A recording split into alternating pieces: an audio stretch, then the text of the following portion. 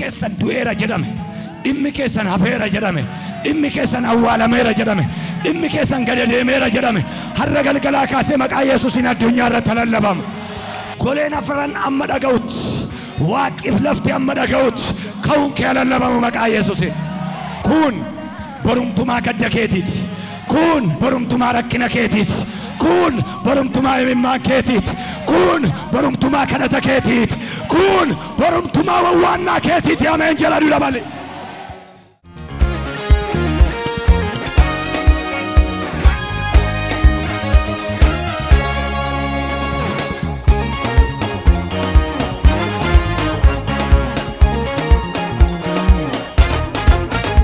Macaafa qulqulluu qabattanii kan jirtanu Yohaannis boqonnaa 11 sagalee isin beektanu yeroo hundumaa sagalee isin baay'ee jaallattan lallabdanii lallabamtanii beektan hin dubbisa. Biitaaniyaa ganda Maariyaamii fi obboleettii ishee Maartaatti namichi Alaazaar jedhamu tokko dhukkubsachaa ture. Maariyaam kun ishee gooftaa urgooftuu dibdee rifeensa mataa isheetiin miilla isaa xooftedha. Alaazaar inni dhukkubsate kun immoo obboleessa ishee ture. Kanaaf obbolootonni isaa gara Yesuusitti nama erganii gooftaa kunoo inni ati jaallattu tokko in dhukkubsata jedhaniitti dubbatan. Yesuus kana yommuu dhaga'e dhukkubni kun Waaqayyoon akka mul'isuufi malee ilmi Waaqayyoo ittiin akka ulfaatuufi malee ittiin jedhe. Yesuus immoo Maartaa fi obboleettii ishee Alaazaarin in jaallata ture. Garuu dhukkubsachuu Alaazaar erga dhaga'eeyyuu idduma inni turetti guyyaa 2 oole. Kana booddee garuu Yesuus mee kottaa ammas biyya Yihuudaa in dhaqnaa jedhee bartoota isaatti in dubbate. Bartoonni isaa immoo barsiisaa dhiyoo kana Yihuudoonni dhagaadhaan si dha'uu barbaadanii ati immoo ammas achi dhaquu yaaddaa jedhaniin. Yesuus garuu deebisee ifni guyyaa tokko sa'aatii 12 qaba mitiiree namni guyyaadhaan adeemu ifa aduu waan arguuf hin gufatu namni halkan adeemu garuu ifa of keessaa hin qabu waan ta'eef hin gufatatti jedhe Yesuus kana erga dubbatee booddee Alaazaar firri keenya rafeera ani immoo dhaqeen isa dammaqsaa isaaniin jedhe. Kana irratti bartoonni isaa yaa gooftaa yoo rafeera ta'e yoo hin fayyaa jedhaniin Yesuus akka Alaazaar du'e isaanitti dubbate isaan garuu rafiitii hirribaa waan dubbate isaanitti fakkaate. Kanaaf Yesuus Alaazaar du'eera isin ammuma amanuu akka dandeessaniif immoo bagaan achi hin jiraatini ka'a amma garuu kottaa gara isaa hin dhaqnaa isaaniin jedhe. Toomaas inni Diimoos jedhame immoo egaa kottaa hin dhaqnaa nuyi barsiisaa wajjin hin duunaa jedhee bartoota warra kaanii wajjin dubbate. Yesuus yommus achi ga'ee Alaazaar du'ee erga awwaalame guyyaa 4 ta'uu isaa baree Biitaaniyaan Yerusaalem irraa akka kiiloomeetirii 3 yookaas adeemsa walakkaa sa'aatii duwwaa hin fagaata ture. Yihuudoonni baay'eenis waa'ee du'a obboleessa isaaniitiif Maartaa fi Maariyaamiin jajjabeessuudhaaf dhufanii turan. Maartaan dhufa Yesuus dhageessee gaditti baatee Maariyaam garuu mana keessa in teessi turte. Maartaan yommus Yesuusiin gooftaa utuu atas jiraatte obboleessi keenya hin du'u ture ammuma iyyuu immoo waanuma ati kadhatte abbaan kee Waaqayyo akka godhu akkasiif kennu nan beekaa ittiin jette. Yesuus yommus obboleessi kee in ka'a ittiin jedhee Maartaan immoo deebistee guyyaa isa dhumaatti yeroo warri du'an du'aa kaafamanitti akka inni ka'u ani beekaa ittiin jette. Yesuus garuu du'aa ka'uun jireenyis ana namni anatti amanu yoo du'eeyyuu in jiraata ittiin jedhee jedha. Mata duree borumtumaa gadda keessanii jedhu irratti dubbadha. Har'a gadda keessan beektu isinii dubbiin Waaqayyoon borii keessan beeka. Yohaannis boqonnaan 11 kuni waa'ee mana Maartaa Maariyaamiif Alaazaar dubbata. Maariyaam isheen kun Maariyaam ishee Yesuus Kiristoosiin urgooftuu gaarii miilla isaatti haxooftee mataa isheetiin rifeensa isheetiin Yesuus irraa haxooftedha. Dubbii kana booddee akkuma Alaazaar ka'e dubbii kana booddee kan keessanis waan ka'u tokkotu jira. Alaazaar baay'ee jaallata ture Yesuus Kiristoosiin. Yesuus Kiristoos immoo Alaazaarin duwwaa otoo hin taane Maartaa Maariyaamiif Alaazaarin hin jaallata ture. Otoo Alaazaar hin du'in yookaan hin dhukkubsatin Yesuus Kiristoos kuni Biitaaniyaa mandara Alaazaar faa jiraatan kana Yesuus Kiristoos kun deddeebi'ee tajaajila ture. Yesuus Kiristoos mandara kana deddeebi'ee gatiin inni tajaajiluuf Fariisonni yeroo baay'ee lolanii dhumarratti dhagaadhaan ajjeesuudhaaf barbaannaan miliqee deemee jedha. Garuu Yesuus Kiristoos fira qaba mandara kana keessa. Maartaan faan, Maariyaam faan, Alaazaar faan fira Yesuus turan. Mana jiraatii bishaan dhugaminaan nyaata ture kana dura. Amma garuu dhagaadhaan waan barbaadamaa jiruuf mandara sanaa ba'eera. Otuu kanaan jiranuuti Alaazaar dhukkubsatee kan inni du'e. Otuu hin du'in dura dhukkubsateera dhalayaa barreessanii fi turan ergaatti dhaamanii turan hidhata Yesuus akka qabanu beekamaan fayyinni Yesuus akka jiru beeku tokko beektusin Yesuus Kiristoos fayyisaa akka ta'e utuma beennu gaafa mataan nu dhukkubu garuu wayitu nutti gala beektusin parastamoolii barbaan why because amantii namaa nyaata beektaati rakkinni gaafa namarra ga'u rakkinni yeroo hundumaas keessaa kan inni fudhachuu barbaadu amantii kee duwwaan Maariyaam gaafuma inni dhukkubsatu ariifattee barreessiteef dafiitii nuu kottu Yesuus daftee yoo nu dhufte malee mucaan keenya hardi keessiidha yookaan immoo dhimmi keenya arjantiidha yoo daftee dhufte malee sardaadha dhimmi kuni harra bulee jennaan hin du'aa'edha Yesuus Kiristoos gaafa ergaa kana dhaga'e akkas jedhe ulfinni Waaqayyo akka itti mul'atuuf malee Alaazaar du'ee na fuudhe rakkinna tamma keessa jirtu kun ulfinaaf ta'a Yesuus Kiristoos rakkinni Alaazaar irra ga'e dhukkubi Alaazaar irra ga'e maaliif ta'a jedhee ulfina Waaqayyootiif ta'a jedhe dhukkubsachuun Alaazaar namoota muraasa biratti dhaga'ameera yoo fayyas namootuma dhukkuba isaa dhagaan duwwatu beekaa jechuudha rakkinna Alaazaar namni hundi hin dhageenye Yesuus dhaga'ee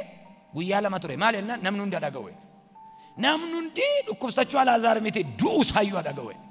nan naqa sana booddee jedhe gaafati duutu namni hin dhageenye hin jiru gaafati dhukkubsate yoo dhagaan iyyuu akka waan hin dhageenyetti kan dabarsan lakkoofsan qaban hin dhageenyeem siin jedhu dhagaaniiru garuu warrumti hin dhageenye siin jedhan garuu gaafati duutu immoo dursanii dhufu Yesuus Kiristoos amma inni duutti calluma jedhe gaafa inni du'uu jedha namni hunduu gara mana Alaazaaritti yaa'e Yesuus isa akka jedhe kottaa gaadhanna amma namni hunduu dhaga'eera jedhe Alaazaar hin duune hin kaa'e waan argitanitti hin rafatinaa Alaazaar Yesuusin qabaa jedhe warri Yesuusin qaban mana kana keessa iyyanii ameenaa jedhan kan koo yoo du'e iyyuun kaa warreedhaan ameenaa jedhan maddii qabannaa maddii hin qabatinaa jedhe maal jennaan inni ana qaba inni kana hin kaasnaa warri 11 hin deemnu jedhan Yuudaanis innannu jedhan biyya dhagaadhaan barbaadamnu dhannaa jedhan akkamitti dhanna biyyatti du'aanee eeboodhaan barbaadamnu jennaan Toomaas inni jedhamu tokko luuxxee beeka yoo duunes Yesuusii wajjin yoo jiraannes Yesuusii wajjin kaanii duuka deeman hamma deeman garuu waa'ee Alaazaar kana dubbatu mandara sana gaafa ga'anu Maariyaam kun gaafa Yesuus dhaqu kaateelleen siman maaliif obboleessi ishee du'eera Maartaan isheen gaaf tokko dadhabduu jedhamte kushiinaa keessaa buna tumuudhaan isheen beekamte isheen garuu kaatee deemte simatte bakkeetti dhakarrarratti Yesuus Kiristoosin simatte quuqqaa ishee sachumatti himatte otoo hin galin Yesuus jettennan otuu dursitee nuu dhufteetta ta'e rakkoon Maariyaam bira jirus inni isheen ka'uu diddees kanuma otuu dursitee nuu dhufteetta ta'e obboleessi keenyan fayya ture kaleessas yoo dhufe sirriidha arras yoo dhufe sirriidha boris yoo dhufe Yesuus sirriidha gaafuma dhufe sirriidha Yesuus gaafuma gara mana kee laalee sirriidha Yesuus gaafuma maqaa kee waame sirriidha Yesuus Yesuus dhufeera jennaan biddeena irraanfati turte Maariyaam hamma inni abbaa keenyaa jedhee xumurutti miila isaa jala teesse kana immoo sin macaafarraa beektu har'a garuu Yesuus dhufeera jedhamnaan miila ishee walirraa fuuchuu didde because of kanaa oolmaan aniifati wal biraa qabna kanaa aniifati adeemsee aniifati wajjin deemne kanaa Yesuus akkas turee inni shittoo sitti dibee ulfina koosa ta'e rifeensa kootiin miila kee haxaa'e garaasee keessa waan kun jiru natti fakkaata Maartaan garuu ishee leezii jedhamtee waamamtu isheen haadha garaa jedhamtee beekamtu isheen haadha biddeenii kushiinaa isheen jedhamtu fiigdee simatte achumatti immoo ceephoo himatte achuma dhaabatteetu otoo waliin galin garuu komeen qaba jette maal jennaan utuu dursitee dhufteetta ta'e dhufuun kee namni erga ta'e utuu dursitee dhufteetta ta'e baay'een keessan utuu barreen gaddanaa dhufeera ta'e jettu arras yoo dhufe sirriidha Waaqayyo Yesuus Kiristoos akka jedhe maal taaree arras hin fayya obboleessi kee du'aa kaa bakka hin cannaqamin jedhe isammaa beeka jette beeka dhuma baraatti akka inni kaafamu maal taate Maartaa du'aa ka'uu jechuun anaa jedhe gaafa sanas kan kaasu anuma arras kan kaasu anuma jedhe boriitu jedhin arras kaasuu nan danda'a meeddoo Alaazaar jiru nageessa isin wajjin dhimma hin qabu biyyoo awwaala isaa ilaalee boo'uuf iseen hin jaallata waan tureef dhageetu irra dhaabate awwaala namoota baay'eetu jira dhaabateetu iyyuu Alaazaar jedhe maraataa namichi maal ta'ee jedhu dhaabatanii Maartaan hin dhaabatti Maariyaam hin dhaabatti Alaazaar jennaan wayyee gooftaa koon nuftee jedhe kayi obbolootni keessatti haajomu kayitii haasofsiisi al tokko jedhe guyyaa 4 boonyeerraa erga awwaallee imimmaan ija keenyarraa utuu hin qorin guyyaan 4 darbeera guyyaan inni 5ffaan garuu guyyaa boo'ichaa miti borumtaan gadda keetii garuu gammachuudha borumtaan boo'icha keetii garuu ililleedha borumtaan boo'icha keetii garuu haleluuyaadha borumtaan boo'icha kootii jedhime maaloo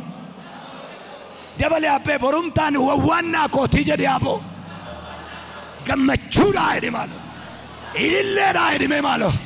aara galfiidha jedhe dabale kun borumtumaa gadda keetiiti kun borumtumaa rakkina keetiiti kun borumtumaa imimmaan keetiiti kun borumtumaa kadhata keetiiti kun borumtumaa waanna keetiiti ameen jedhadhu dabale lakkoofsa 48 deemtanii gaafa laaltanu duu Alaazar warri dhagaan hunduu laphee isaanii rukutaa ineen jechaa deeman Yesuus garuu harka isaa keessa kaa'ate waan lapheetumuuf hin qabu jireenya kennuu hin danda'a waan ta'eef furtuun jireenyaa ana waan ta'eef furtuu fayyinaati waan ta'eef maaliif lapheetuma hin namichi kun hin boo'u namichi kun hin gaddu harkuma isaallee kiisiidhaa yoo fudhateennan iddoo awwaala isaa nageessa harka kiisii kaawwate kottaa harka kiisii kaa'ate gara awwaala keessanii dhufu Yesuus gara sasin rakkisee gara sasin boossisee dhufu Yesuus galgala kana akkasumaan jedheera gaddi keessan otoo raawwatin gammachuun keessan jalqabeera Waaqayyo በጌታ በኢየሱስ ስም በሞተ ነገራችሁ ላይ በለቅሷችሁ ማግስት ላይ ትንሣኤ ይሁን ዱዓ ከእውነተው መቃ ኢየሱስን ቦሩምቱማ ቦይቸኬ ከና ቦሩምቱማ ወዋና ከና ቦሩምቱማ ገደኬ ከና ቦሩምቱማ ጭታ ሆደኔ ውፈቹ ከና ቦሩምቱማ ከና ኡልፍነ ጉዳቱ ጅራ ይራዋቅ ማርታንፋ ወሪ ቦአቱረን ነሞን ወሪ ጀራ ወጅንታ አቱረን ጎፍታዋሜ ሁንዱ መሳኒ ዱረቲ አላዛር ጀዴናን ካይ ኢምቤኩ ዋንካው ገሩ መነ ከሰኒ እግዚአብሔር ምስክሬ ነው የሆነ የሚነሳ ነገር አለ የሞተ ያላችሁ ተስፋ የቆረጣችሁበት ነገር የሆነ መሬት ሰንጥቆ የሚወጣ ነገር አለ ዋኑ መለፈዶ ሴበውቱ ጅራ መነ ከሰኒ ዋኑ መለፈገለከል ቼካውቱ ጅራ መነ ከሰኒ ዋኑ በዳቸራ ሴካውቱ ጅራ መነ ከሰኒ አዱኛን ነገራ ዋይ ዱዓ አላዛር ሜወር ዱዓ አላዛር ነገሰን ዱሳ ከነገሰን ራሳ ሜርከ ከሰን ከውሳሞ ከነገሰን ሜሜ ዲምከሰን ዱኤራ ጀዳሜ ዲምከሰን አፌራ ጀዳሜ ዲምከሰን አዋላ ሜራ ጀዳሜ ዲምከሰን ገደደ ሜራ ጀዳሜ ሀረገልገላ ካሴ መቃ ኢየሱስን አዱኛ ረተለለባም ጎሌና ፍራን አመዳጋውት አዱኛው ወሊገ አዱኛን ቶርባን አመዳጋውት ዋቂፍ ለፍት አመዳጋውት ከውን ከለለባም መቃ ኢየሱስን hinkae namichi kun ajalamu maqaa Yesuus ikonomiidhaan hinkae ajalamu maqaa Yesuus manni isaa hinkae ajalamu maqaa Yesuus hinkae jedhi maaloo